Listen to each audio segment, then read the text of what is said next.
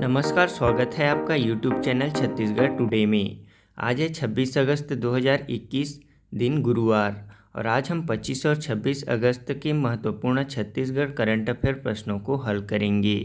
तो चलिए शुरू करते हैं। हमारा पहला प्रश्न है, राज्य के सुकमा जिले में नक्सलियों से मुकाबला करने के लिए गठित किए गए महिला पुलिस कर्मियों के दस्ते का क्या नाम है?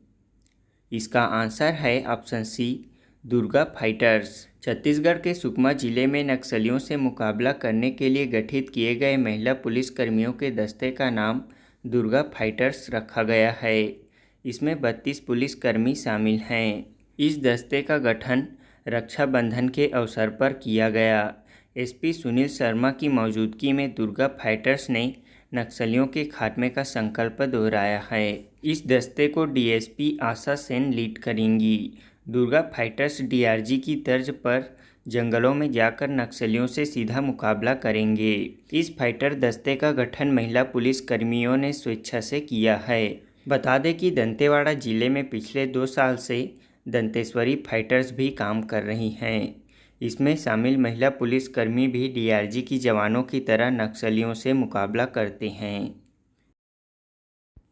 हमारा अगला प्रश्न है, छत्तीसगढ़ के किस कंपनी ने बेस्ट इंटीग्रेटेड स्टील प्लांट के लिए दिए जाने वाले प्रधानमंत्री ट्रॉफी प्राप्त किया है?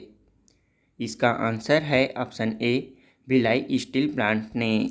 प्रदेश के भिलाई स्टील प्लांट ने बेस्ट इंटीग्रेटेड स्टील प्लांट के लिए दिए जाने वाले प्रधानमंत्री ट्रॉफी प्राप्त किया है।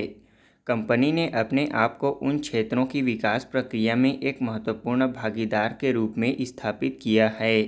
सेल के अधीन भिलाई स्टील प्लांट देश का एक प्रतिष्ठित एकीकृत इस्पात संयंत्र है, जिसने बेस्ट इंटीग्रेटेड स्टील प्लांट के लिए दिए जाने वाले प्रधानमंत्री ट्रॉफी को 11 बार अपने नाम किया है। सेल की अपनी अन्य सहयोगी इकाइयों की तरह भिलाई स्टील प्लांट ने न केवल राष्ट्रीय बुनियादी ढांचे के विकास में महत्वपूर्ण योगदान दिया है, बल्कि अपने आसपास के क्षेत्रों के लोगों के जीवन में भी सार्थक अंतर लाया है। हमारा अगला प्रश्न है, वैश्विक विनिर्माण जोखिम सूचकांक में भारत कौन से स्थान पर है? इसका आंसर है ऑप्शन बी, दूसरा। 2021 के वैश्विक विनिर्माण जोखिम सूचकांक में भारत दूसरे स्थान पर है। इसमें पहले स्थान पर चीन, जबकि तीसरे स्थान पर अमेरिका है। हाल ही में भारत वैश्विक विनिर्माण जोखिम सूचकांक 2021 में भारत अमेरिका को पीछे छोड़ते हुए विश्व स्तर पर दूसरे सबसे अधिक मांग वाला विनिर्माण गंतव्य बन गया है। यह पिछले वर्ष सूचकांक में अमेरिका दूसरे स्थान पर था, जबकि भारत तीसरे स्थान पर।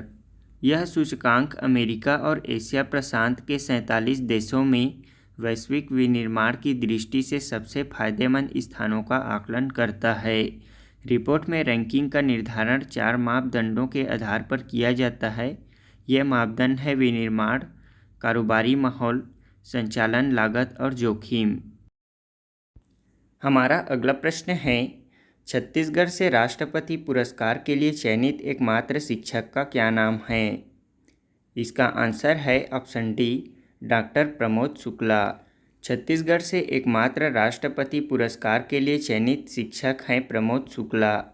उन्होंने drama day teaching, seminar presentation technical, YouTube से टीचिंग नवाचार और वोकैबुलरी रॉकेट निर्माण सहायक शिक्षण सामग्री ने विशेषज्ञों को प्रभावित किया है, जिसके कारण यह पुरस्कार उन्हें दिया गया।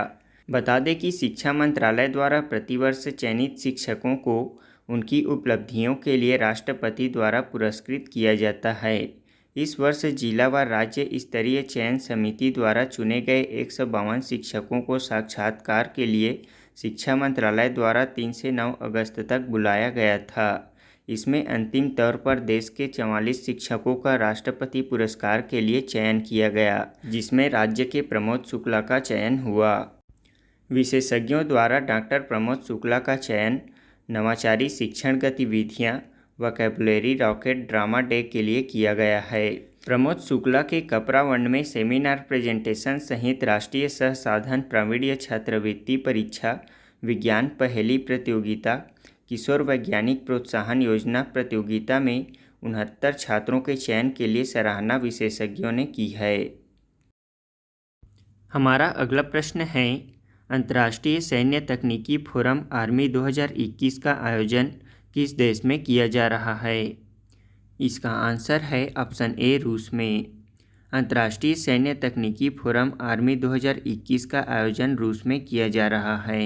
भारत ने स्वदेशी निर्मित लड़ाकू विमान LCA Tejas anti tank guided missile Arjun main battle tank को अंतर्राष्ट्रीय सैन्य तकनीकी फोरम आर्मी 2021 में पेश किया है, जो कि मास्को क्षेत्र में आयोजित किया जा रहा है। बता दें कि DRDO 22 से 28 अगस्त तक मास्को के कुबिका में अंतर्राष्ट्रीय सैन्य तकनीकी फोरम आर्मी 2021 में भाग लिए हैं। हाल ही में छत्तीसगढ़ से किसने नेपाल में आयोजित तीरंदाजी प्रतियोगिता में स्वर्ण पदक जीता है? इसका आंसर है ऑप्शन बी, जितेंद्र देवांगन ने।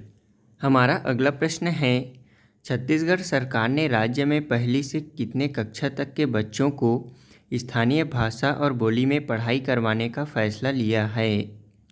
इसका आंसर है ऑप्शन सी, 5वीं कक्षा तक। हमारा अगला प्रश्न है, हाल ही में किस राज्य में भारत के सबसे ऊंचे हर्बल पार्क का उद्घाटन किया गया है?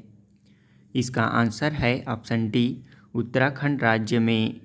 हमारा अगला प्रश्न है, छत्तीसगढ़ के बहरा झरिया और हाथीमाड़ा शैलाश्रय को पुरातत्व विभाग ने संरक्षित करने का फैसला लिया है। यह शैलाश्रय किस जिले में स्थित है? इसका आंसर है ऑप्शन ए, कोरबा जिला में। हमारा अगला प्रश्न है, हाल ही में हिसार हवाई अड्डे का नाम अब महाराजा अग्रसेन अंतर्राष्ट्रीय हवाई अड्डा कर दिया गया है। यह हवाई अड्डा कहाँ स्थित है? इसका आंसर है ऑप्शन सी, हरियाणा में। अब हम पिछले क्विज का आंसर जान लेते हैं। पहला प्रश्न था, राज्य में राजराजेश्वरी करुणा माता सम्मान किस क्षेत्र में प्रदान किया जाता है? इसका आंसर है बुनकरों को हथकरघा प्रोत्साहन के क्षेत्र में। राजराजेश्वरी करुणा माता सम्मान बुनकरों को हथकरघा उत्पादन प्रोत्साहन के क्षेत्र में प्रदान किया जाता है। इसका नाम पहले पंडित दीनदयाल हथकरघा प्रोत्साहन पुरस्कार था, जिसका नाम परिवर्तन कर राजराजेश्वरी करुणा माता सम्मान कर दिया गया है। इस पुरस्कार के अंतर्गत प्रतिवर्ष 2 बुनकरों को पुरस्कार राशि 1-1 लाख रुपए, प्रतीक चिन्ह, शाल व श्रीफल प्रदान किया जाता है।